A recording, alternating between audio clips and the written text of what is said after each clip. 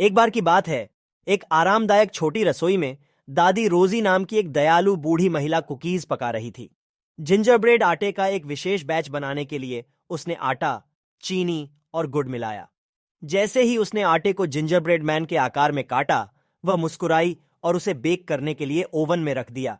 जैसे ही जिंजरब्रेड की स्वादिष्ट सुगंध हवा में भर गई, कुछ जादुई घटित हुआ। जिंजरब्रेड आदमी जीवित हो गया, अपने चेहरे पर एक शरारती मुस्कान के साथ ओवन से बाहर कूद गया। भागो, जितनी तेजी से दौड़ सकते हो दौड़ो, तुम मुझे नहीं पकड़ सकते, मैं जिंजरब्रेड मैन हूं, उसने गाया। उसके छोटे पैर उसे रसोई के फर्श पर ले जा रहे थे। जिंजरब्रेड आदमी को भागते देख दादी रोजी की आंखें आश्चर्य से फैल गईं। हे भगवान, उसने चिल्लाकर कहा। रुको जिंजरब्रेड मैन, वापस आओ। लेकिन जिंजरब्रेड मैन ने कोई ध्यान नहीं दिया और हंसी के निशान छोड़ते हुए दरवाजे से बाहर निकल गया। वह घास के मैदानों, पहाड़ियों और झरनों के पार दौड़ा और रास्ते में विभिन्न जानवरों से मिला।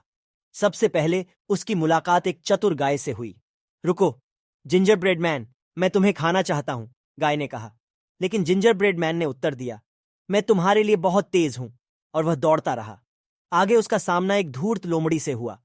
रुको जिंजरब्रेड मैन, मुझे तुम्हें छकना अच्छा लगेगा, लोमड़ी ने कहा। मैं आपके लिए बहुत जल्दी हूं मिस्टर फॉक्स। जिंजरब्रेड मैन हंसा। उसके छोटे पैर कभी धीमे नहीं पड़ रहे थे। जैसे जैसे वह दौड़ता गया, वह एक नदी पर पहुंच गया जहां एक मिलनसार बत्तख तैर रही थी। अरे जिंजरब्रेड मैन, मेरी पीठ पर बैठो और मैं तुम्हें पार ले जाऊंगा, बत्तख ने चिल्लाया। जिंजरब्रेड मैन झिझका, लेकिन भागने की उसकी उत्सुकता अधिक प्रबल थी। नहीं धन्यवाद, मैं लगभग वहां पहुंच गया हूं, उसने उत्तर दिया, और वह और भी तेजी से भागा।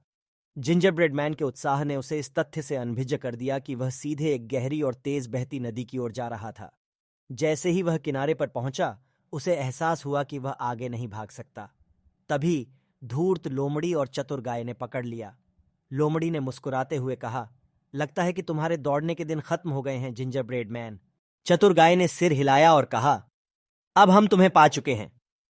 डर और पछतावे का मिश्रण महसूस करते हुए जिंजरब्रेड मैन के पास एक विचार आया।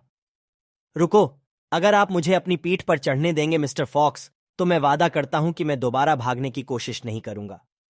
लोमड़ी सहमत हो गई और जिंजरब्रेड मैन लोमड़ी की पीठ पर चढ़ गया।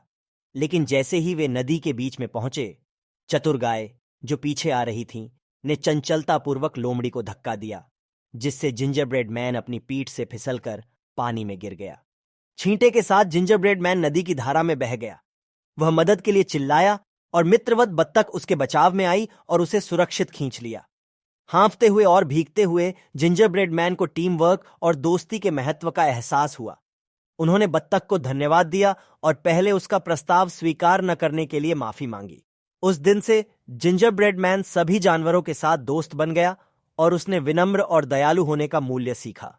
और इसलिए जिंजरब्रेड मैन का साहसिक कार्य जारी रहा, लेकिन अब उसने अपने सभी कार्यों में अपने पशु मित्रों को भी शामिल कर लिया। वे हंसे, खेले और एक साथ कई अद्भुत पल साझा किए और हमेशा खुशी से रहते रहे। समाप्त।